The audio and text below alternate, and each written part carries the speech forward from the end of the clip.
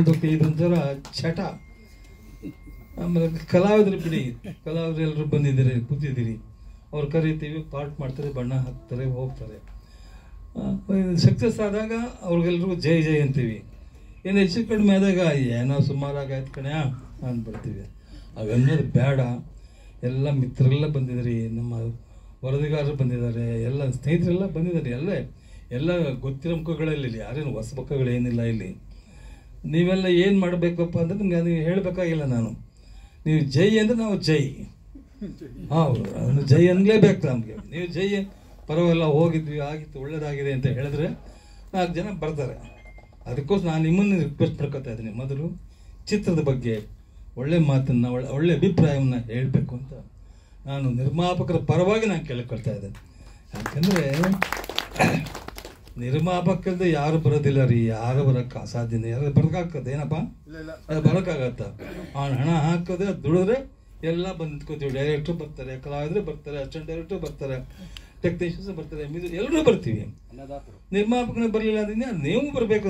ನಾವು ನಿರ್ಮಾಪಕದಿಂದ ನೀವು ಬರ್ತಿರೋದ್ರೆ ನೀವೇ ಬರ್ತೀವಿ, ನಿಮ್ಮ ಬಾಯಲ್ಲಿ ಬೆಣ್ಣೆ ಹಾಕ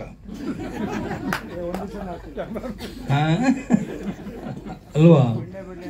ಅದಕ್ಕೋಸ್ಕರ ನಾನು ಹೇಳ್ತಾ ಇದ್ದೀನಿ, ಎಲ್ಲ ಸ್ನೇಹಿತರೆಲ್ಲರೂ ಕೂಡ ತುಂಬ ಚೆನ್ನಾಗಿ, ಎಲ್ಲ ನಮ್ಮ ಪತ್ರಿಕಾ ಮಿತ್ರರೆಲ್ಲ ಬಂದಿದ್ದಾರೆ.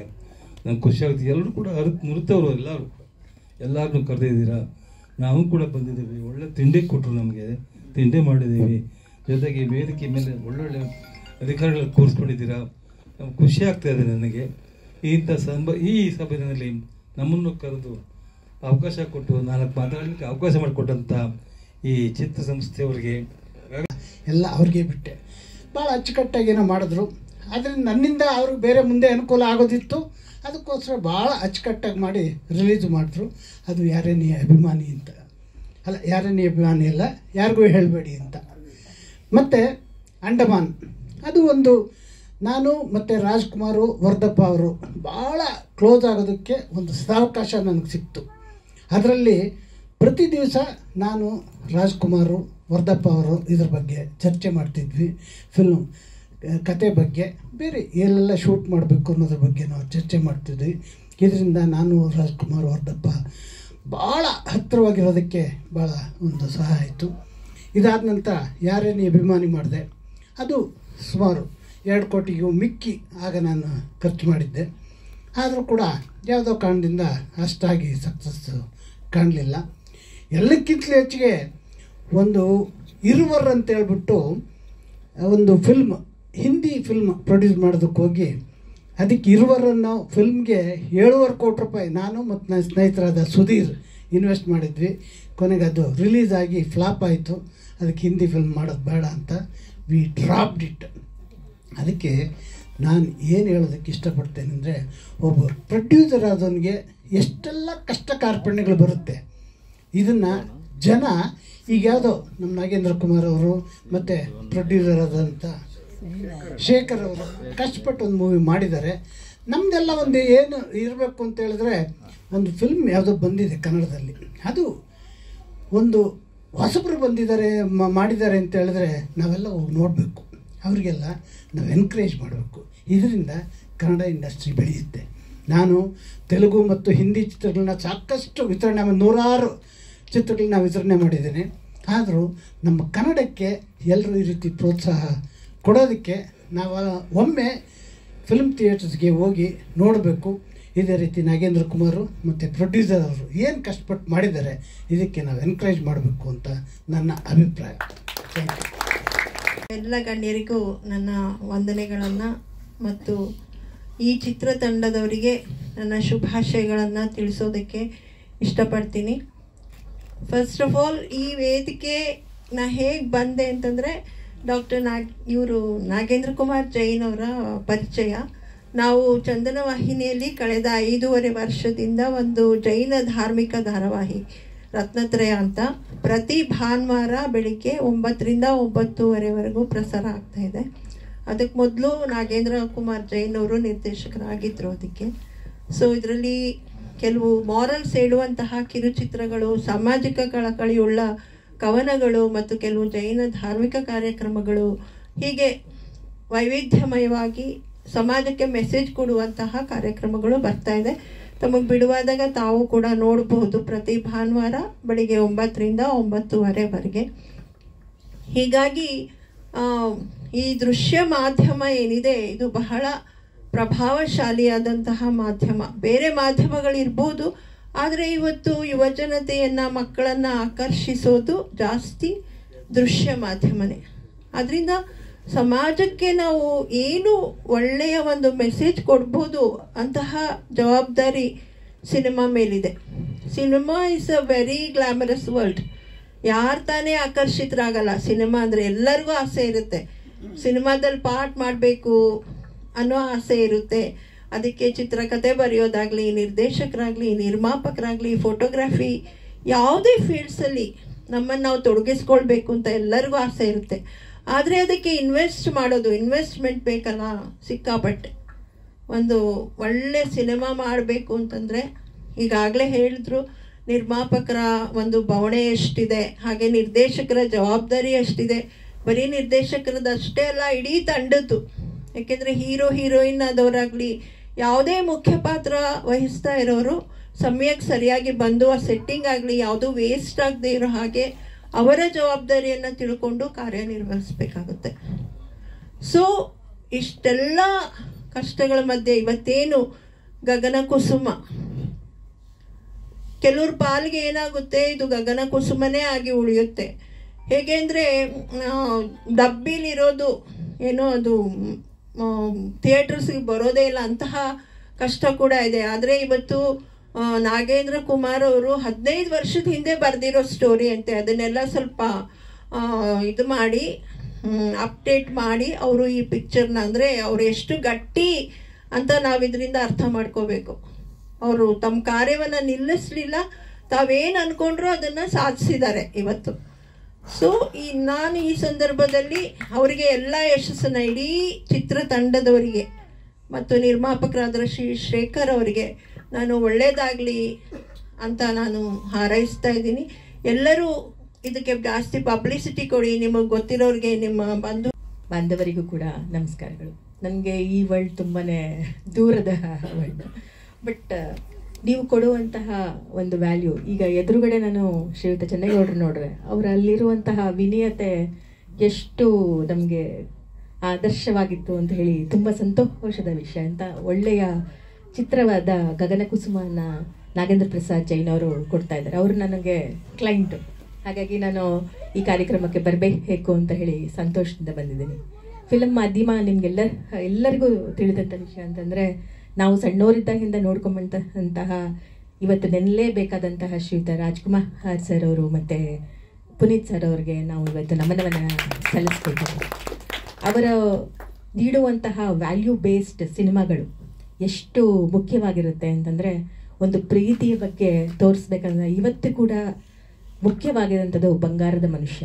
ಪ್ರತಿಯೊಂದು ಕಣ್ಣಲ್ಲೂ ಅದರಲ್ಲಿರುವಂತಹ ವ್ಯಾಲ್ಯೂನ ನಾವು ಇವತ್ತು ಕೂಡ ಅನುಸರಿಸಲೇಬೇಕಾದಂತಹ ಚಿತ್ರಗಳನ್ನು ನೀವು ಚಿತ್ರತಂಡ ನೀಡಿದ್ದೀರಿ. ಮತ್ತು ವುಮೆನ್ ಸೆಂಟ್ರಿಕ್ ಆದಂತಹ ಚಿತ್ರಗಳು, ನಾವು ಹೆಣ್ಮಕ್ಕಳಾಗಿ ನೋಡಬೇಕಾದಂತಹ ಹಿಂದೆ ಬಂದಂತಹ ಚಿತ್ರಗಳು, ಬೆಂಕಿಯಲ್ಲಿ ಅರಳಿದ ಹೂವು, ಮತ್ತು ಕತೆ ಬೇಸ್ಡ್ ಅಂತಂತಹ ಚಿತ್ರದ ಸುಪ್ರಭಾತ ಚಿತ್ರ ಇರ್ಬೋದು. ಇದೆಲ್ಲ ಹೃದಯಕ್ಕೆ ತಟ್ಟುವಂತಹ ಚಿತ್ರವಾದದ್ದು. ಸೊ ಚಿತ್ರತಂಡ, ನೀವು ಚಿತ್ರಗಳನ್ನು ಏನು ಕೊಡ್ತೀರಾ ಅದು ಜನರಿಗೆ ಬೇಗ ಮುಟ್ಟುವಂಥದ್ದು. ಹಾಗಾಗಿ ಗಗನ ಕುಸುಮ ಅಂತ ಏನು, ಗಗನ ಕುಸುಮ ಅಂದ ತಕ್ಷಣ ಕೈಗೆಟುಕೋದು ಬಹಳ ಕಷ್ಟ ಅಂತ ಎಲ್ಲರಿಗೂ ಗೊತ್ತಿದೆ. ನಿಮ್ಮ ಹಾರ್ಟ್ ಟೀಮ್ ಏನಿದೆ ಅಂತ ನಮಗೇನು ಗೊತ್ತಾಗಲ್ಲ. ಯಾಕಂದರೆ ತೆರೆಯ ಹಿಂದೆ ಇವರು ನಿಖಿಲ್ ಸರ್ ಹೇಳಿದ್ರು, ತೆರೆಯ ಹಿಂದೆ ತುಂಬ ಕಷ್ಟಪಟ್ಟು ನೀವು ಫ್ರೇಮ್ ವರ್ಕ್ ಒಳಗಡೆ ನಮ್ಮನ್ನೆಲ್ಲ ಚಪ್ಪಾಳೆ ತಟ್ಟೋ ಹಾಗೆ ಮಾಡ್ತೀರಾ. ಹಾಗೆ ನಾಗೇಂದ್ರ ಕುಮಾರ್ ಜೈನ್ ಅವರು ಈ ಗಗನ ಕುಸುಮ ಅಂತಹ ಒಂದು ಚಿತ್ರವನ್ನು ತುಂಬ ಶ್ರಮವಹಿಸಿ ಮಾಡಿದ್ದಾರೆ. ಮತ್ತು ಇಲ್ಲಿರೋ ಒಂದು ಲೇಡಿ ಆಶಾ ಮೇಡಮ್ ಅವರು ಅಡ್ವೊಕೇಟ್ ಅಂತ ಕೇಳ್ಪಟ್ಟೆ, ತುಂಬ ಸಂತೋಷ ಆಯಿತು. ನಮ್ಮ ಫೀಲ್ಡಿಗೆ ಬರ್ತಾ ಇದ್ದಾರೆ, ವೆಲ್ಕಮ್ ಅಂತ ಅವ್ರಿಗೆ.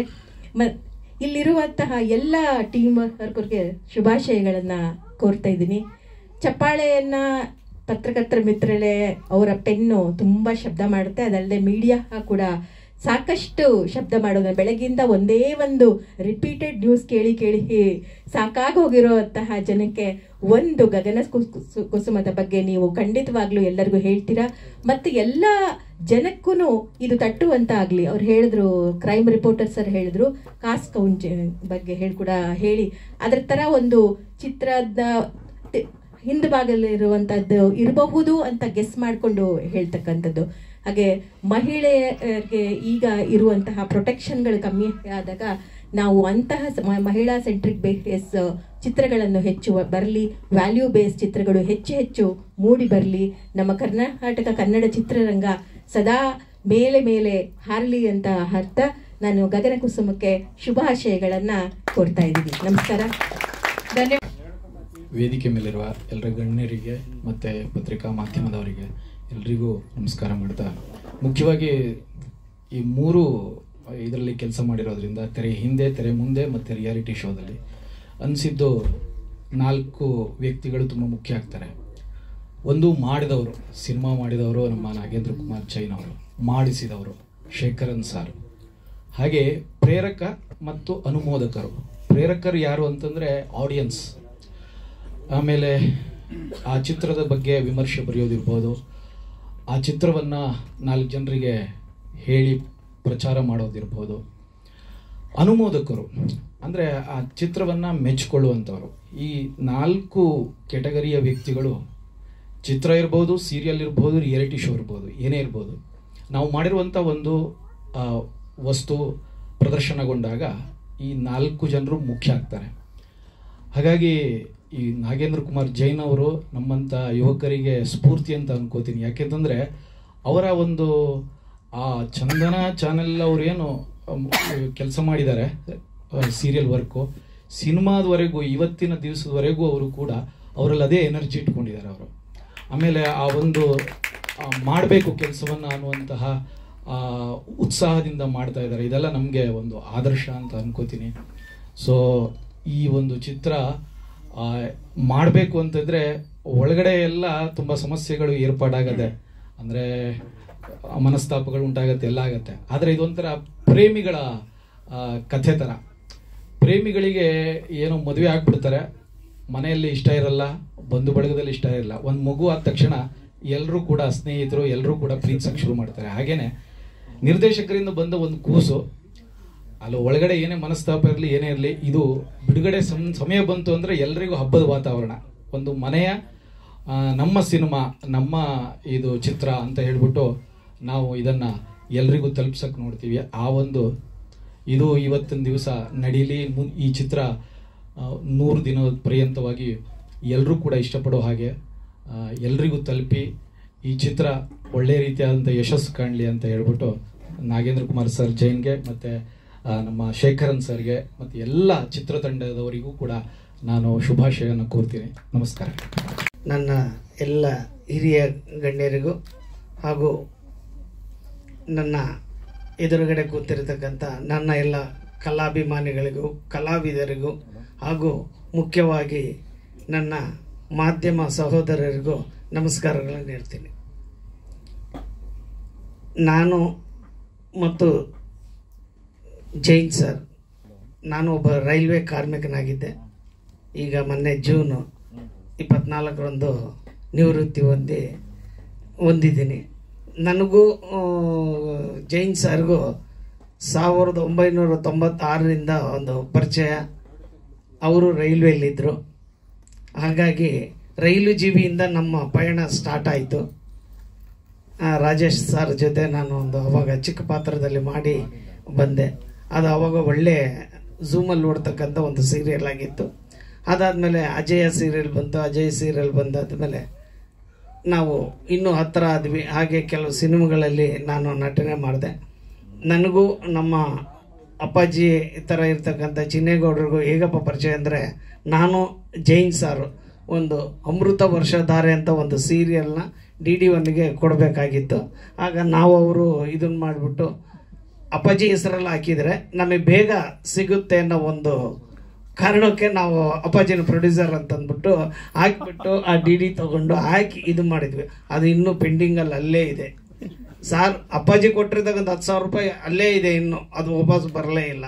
ಅದು ನಮಗೆ ಭಾಳ ಇದಾಗ್ತಾ ಇದೆ. ಆದರೆ ಇತ್ತೀಚಿನ ದಿನಗಳಲ್ಲಿ ನನಗೊಂದು ಇದು ಬಂತು, ಆ ಅಮೃತ ವರ್ಷಧಾರೆನ ಯಾವುದೋ ಒಂದು ಪ್ರೈವೇಟ್ ಚಾನಲ್ನವರು ತಗೊಂಡ್ಬಿಟ್ಟು ಮಾಡ್ತೀವಿ ಅಂತಂದು ಹೇಳ್ತಾ ಇದ್ದಾರೆ. ಅದು ಖಂಡಿತವಾಗ್ಲೂ ಭಾಳ ಅದ್ಭುತವಾಗಿದೆ. ಅದನ್ನು ನಾನು ಯಾಕೆ ಹೇಳಿದೆ ಅಂತಂದು ಹೇಳಿದರೆ, ಗಗನ ಕುಸುಮ ಬರೋದಕ್ಕಿಂತ ಅದು ನಮಗೆ ಭಾಳ ಇಂಪಾರ್ಟೆಂಟ್ ಆಗಿತ್ತು. ಈಗ ಗಗನ ಕುಸುಮದಲ್ಲಿ ಅಂತಂದು ಹೇಳಿದರೆ ನೀವು ಇದನ್ನು ಮಾಡ್ತೀರಾ ಅಂತಂದು ಹೇಳಿದರು. ನಾನು ಒಬ್ಬ ಯೂನಿಯನ್ ಲೀಡರ್ ಆಗಿದ್ದೆ ರೈಲ್ವೆಯಲ್ಲಿ. ಆಗ ಅವರು ನೀವು ಒಂದು ಯೂನಿಯನ್ನೇ ಇಲ್ಲಿ ಲೀಡರ್ ಆಗಿರಬೇಕು ಅಂತಂದು ಹೇಳಿದರು. ನನಗೆ ಯಾಕೋ ಇಷ್ಟ ಆಗಲಿಲ್ಲ, ಅಲ್ಲಿನೂ ಅದೇ ಇಲ್ಲಿನೂ ಇದೆ ಅಂತ ಸುಮ್ಮನೆ ಇದ್ದೆ. ಆವಾಗಿದ್ದು ಅವರೇನ ಕರೆದ್ಬಿಟ್ಟು, ಇಲ್ಲ ಸರ್ ನೀವೇ ಫಿಲಮಲ್ಲಿ ಡೈರೆಕ್ಟ್ರು ಅಂತಂದೇಳಿ ಇದನ್ನು ಮಾಡಿದರು. ಆವಾಗ ನಾನು ಅವರಿಗೆ ಭಾಳ ಧನ್ಯವಾದಗಳನ್ನು ಅರ್ಪಿಸ್ತಾ, ಶೇಖರ್ರು ಅವ್ರನ್ನ ನಮ್ಮ ಮನೆಗೆ ಕರೆಸಿಬಿಟ್ಟು ನಮ್ಮ ಮನೆಯಲ್ಲೇ ಫಸ್ಟು ಇನಾಗ್ರೇಷನ್ ಆಗಬೇಕು ಅಂತಂದೇಳಿ ಅಲ್ಲೇ ಚಿತ್ರದ ಮುಹೂರ್ತವನ್ನು ಸ್ಟಾರ್ಟ್ ಮಾಡಿದ್ವಿ. ಹಾಗೂ ಕೊನೆಯದಾಗಿ ಚಿತ್ರವನ್ನು ಕುಂಬಳಕಾಯಿ ಹೊಡಿತೀವಲ್ಲ ನಾವೆಲ್ಲ ಮುಗಿದ ಮೇಲೆ ಅದನ್ನು ನಮ್ಮ ಮನೆಯಲ್ಲೇ ಮಾಡಿಬಿಟ್ಟು ಅವ್ರಿಗೆಲ್ಲರೂ ಸತ್ಕಾರ ಮಾಡಿಬಿಟ್ಟು ಕಳಿಸಿದೆ ಅಂತ ಒಂದು ಸಂತೋಷ ಈ ಗಗನ ಕುಸುಮ ಇದರಲ್ಲಿ ನನಗಿದೆ ಅಂತಂದು ಹೇಳ್ತೀನಿ. ಈ ಗಗನ ಕುಸುಮ ನೀವೆಲ್ಲರೂ ಮಾಧ್ಯಮ ಮಿತ್ರರೆಲ್ಲರೂ ಒಂದು ಒಳ್ಳೆ ರೀತಿಯಲ್ಲಿ ನಮಗೆ ಅನುಕೂಲ ಮಾಡಿದರೆ, ಜನಗಳಿಗೆ ತಲುಪಿದರೆ, ಅವ್ರು ಬಂದು ನೋಡಿ ಅದಕ್ಕೆ ಹಾಕಿರ್ತಕ್ಕಂಥ ಹಣದಲ್ಲಿ ಶೇಖರ್ ಅವರ ಹಣವನ್ನು ತಗೋಬೋದಾಗುತ್ತೆ ಅಂತಂದ್ಬಿಟ್ಟು ಈ ಮಾತನ್ನು ಹೇಳ್ತಾ ಇದ್ದೀನಿ. ಯಾಕೆಂದರೆ ನಾನು ಒಬ್ಬ ಪ್ರೊಡ್ಯೂಸರ್ ಆಗಿದ್ದೀನಿ, ನಂದು ಒಂದು ಬ್ಯಾನರ್ ಇದೆ. ದಯವಿಟ್ಟು ನಾನು ಒಬ್ಬ ಅದರಲ್ಲಿ ಡೈರೆಕ್ಟ್ರು, ಫಿಲಮಲ್ಲಿ ಡೈರೆಕ್ಟ್ರ್ ರೋಲು. ಅದೇ ಒಬ್ಬ ಹಳ್ಳಿ ಹುಡುಗಿನ ಒಬ್ಬ ಡೈರೆಕ್ಟರ್ ಆದವರು ಹಳ್ಳಿ ಹುಡುಗಿಯನ್ನು, ಅಂದರೆ ಒಬ್ಬ ಹೀರೋಯಿನ್ ಬೆಳೆದಿರ್ತಕ್ಕಂಥ ಹೀರೋಯಿನ್ನು ಡೈರೆಕ್ಟ್ರನ್ನ ಸ್ವಲ್ಪ ಅಪೋಸ್ ಮಾಡ್ಕೊತ ಇರ್ತಾರೆ. ಅಂಥ ಸಂದರ್ಭದಲ್ಲಿ ಇವ್ರನ್ನ ಬಿಟ್ಟರೆ ಚಿತ್ರರಂಗದಲ್ಲಿ ಹೀರೋಯಿನ್ ಬಿಟ್ಟರೆ ಬೇರೆ ಯಾರೂ ಪ್ರೊಡ್ಯೂಸರ್ ಬರ್ತಾ ಇಲ್ಲ.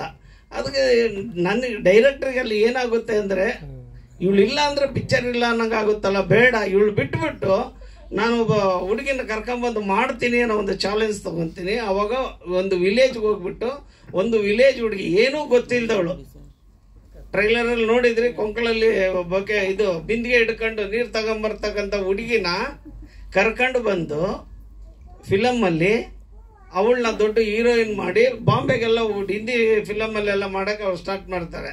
ಅವಾಗ ಈ ಮೊದಲು ಇದ್ದವ್ರಿಗೆ ಸ್ವಲ್ಪ ರಿಯಲೈಸ್ ಆಗುತ್ತೆ ಎಲ್ಲದರಲ್ಲೂ. ಎಲ್ರಿಗೂ ನಮಸ್ಕಾರ. ವೇದಿಕೆ ಮೇಲೆ ಆಸೀನರಾಗಿರುವ ಗಣ್ಯರಿಗೆ, ಸಭೆಯಲ್ಲಿರುವ ಪ್ರತಿಯೊಬ್ಬರಿಗೂ ಮತ್ತು ಮಾಧ್ಯಮ ಮಿತ್ರರಿಗೆ ನನ್ನ ನಮಸ್ಕಾರಗಳು. ನನ್ನ ಹೆಸರು ಕಾವ್ಯ ಪ್ರಕಾಶ್ ಅಂತ. ನಾನು ಕಲಾವಿದೆ, ಡಬ್ಬಿಂಗ್ ಕಲಾವಿದೆ ಮತ್ತು ರಂಗಭೂಮಿಯಲ್ಲಿ ಕೂಡ ಕೆಲಸ ಮಾಡಿದ್ದೀನಿ. ಈ ಚಿತ್ರದಲ್ಲಿ ನನಗೆ ಗಗನ ಅನ್ನೋ ಒಂದು ಪಾತ್ರನ ಕೊಟ್ಟಿದ್ದಾರೆ. ಇದನ್ನು ನಾನು ಯಶಸ್ವಿಯಾಗಿ, ಅಂದರೆ ಈ ಪಾತ್ರನ ನಾನು ನಿರ್ವಹಿಸ್ತೀನಿ ಅಂತ ನನ್ನ ಮೇಲೆ ನಂಬಿಕೆ ಇಟ್ಟು ಈ ಪಾತ್ರವನ್ನು ಕೊಟ್ಟಿರುವಂಥ ನಾಗೇಂದ್ರ ಕುಮಾರ್ ಜೈನ್ ಅವರಿಗೆ ನನ್ನ ಹೃತ್ಪೂರ್ವಕ ವಂದನೆಗಳು. ಮತ್ತು ಚಿತ್ರರಂಗ ಅಂತಂದರೆ ಮನರಂಜನೆಯ ಒಂದು ಪ್ರತೀಕ ಅಂತ ಹೇಳ್ಬೋದು. ಮನರಂಜನೆಯನ್ನು ನೀಡುವಂಥ ಈ ತೆರೆ ಹಿಂದೆ ಎಷ್ಟೆಷ್ಟೆಲ್ಲ ಕಷ್ಟಗಳು, ನೋವುಗಳು ಇರುತ್ತೆ. ಅದನ್ನು ಜೈನ್ ಸರು ಎಳೆಯಾಗಿ ಬಿಚ್ಚಿಟ್ಟಿದ್ದಾರೆ. ಅದನ್ನು ನೀವು ಎಲ್ಲರೂ ದಯವಿಟ್ಟು ಅಂದರೆ ನೋಡಿ ನಿಮ್ಮ ಹೇಗಿದೆ ಅಂತ ಅಂದ್ಬಿಟ್ಟು ತಿಳಿಸ್ಬೇಕು ಅಂತ ಕೇಳ್ಕೊತೀನಿ. Thank you ma'am. ಹಾಗೆ ಆಶಾ ಮೇಡಮ್ ಸಿನಿಮಾ ಬಗ್ಗೆ ಒಂದೆರಡು ಮಾತಾಡಬೇಕು. ವೇದಿಕೆ ಮೇಲೆ ಆಸೀನರಾಗಿರುವಂತಹ ಗೌರವಾನ್ವಿತರಿಗೂ ಮತ್ತು ಮಾಧ್ಯಮ ಮಿತ್ರದವ್ರಿಗೂ ಹಾಗೂ ನಮ್ಮ ಸ್ನೇಹಿತ ಬಳಗದವ್ರಿಗೂ ಧನ್ಯವಾದಗಳು. ಏನಂತಂದರೆ ನನ್ನ ಹೆಸರು ಆಶಾ. ಸೊ ನಾನು ಈ ಮೂವಿಲಿ ಬಂದುಬಿಟ್ಟು ಕುಸುಮ ಕ್ಯಾರೆಕ್ಟರ್ ಮಾಡಿದ್ದೀನಿ. ಸೊ ಈ ಕ್ಯಾರೆಕ್ಟರ್ ಹೇಗಿದೆ ಅಂತಂದರೆ, ಸರ್ ಹೇಳ್ದಂಗೆ ಒಂದು ಹಳ್ಳಿ ಹುಡುಗಿನ ಕರ್ಕೊಂಡು ಬಂದು ಒಬ್ಬ ಡೈರೆಕ್ಟರ್ ಅಂದರೆ ಎರಡು ಮುಖದಲ್ಲಿ ನಾವು ನೋಡ್ಬೋದು. ಏನಂದರೆ ಒಂದು ಒಬ್ಬ ಹೀರೋಯಿನ್ನ ಒಂದು ಟಾಪ್ ಲೆವೆಲ್ಗೂ ಕರ್ಕೊಂಡು ಹೋಗ್ಬೋದು, ಅಥವಾ ಆ ಹೀರೋಯಿನ್ನ ಕಂಪ್ಲೀಟಾಗಿ ಏನಂತಂದರೆ ಏನೂ ಇಲ್ಲ ಅನ್ನೋ ರೀತಿಯಲ್ಲೂ ಕೂಡ ಮಾಡಬಹುದು. ಆ ಒಂದು ಡೈರೆಕ್ಟರ್ ಎಷ್ಟು ಇಂಪಾರ್ಟೆಂಟು ಅನ್ನೋದ್ರ ಬಗ್ಗೆ ಒಂದು ಅದ್ಭುತವಾಗಿ ಒಂದು ಮೂವಿನ ಮಾಡಿದ್ದಾರೆ. ಸೊ ದಯವಿಟ್ಟು ಎಲ್ಲರೂ ಇದ್ರ ಬಗ್ಗೆ ಸ್ವಲ್ಪ ಪಬ್ಲಿಸಿಟಿ ಕೊಟ್ಟು ನಮ್ಮ ಮೂವಿನ ಸಕ್ಸಸ್ ಆಗೋದಕ್ಕೆ ಸಕ್ಸಸ್ ಆಗೋ ರೀತಿ ಮಾಡ್ಬೇಕಂತ ಕೇಳ್ಕೊತೀನಿ. ಅದೆಲ್ಲ ನಿಮ್ಮ ಕೈಯಲ್ಲಿದೆ. ಮಾಧ್ಯಮ ಮಿತ್ರರು ನೀವು ಯಾವ ರೀತಿ ನಮ್ಮ ಮೂವಿನ ತೋರಿಸ್ತಿರೋ ಅದ್ರ ಮೇಲೆ ಜನಗಳು ಕೂಡ, ಪ್ರೇಕ್ಷಕರು ಕೂಡ ಇದಾಗ್ತಾರೆ.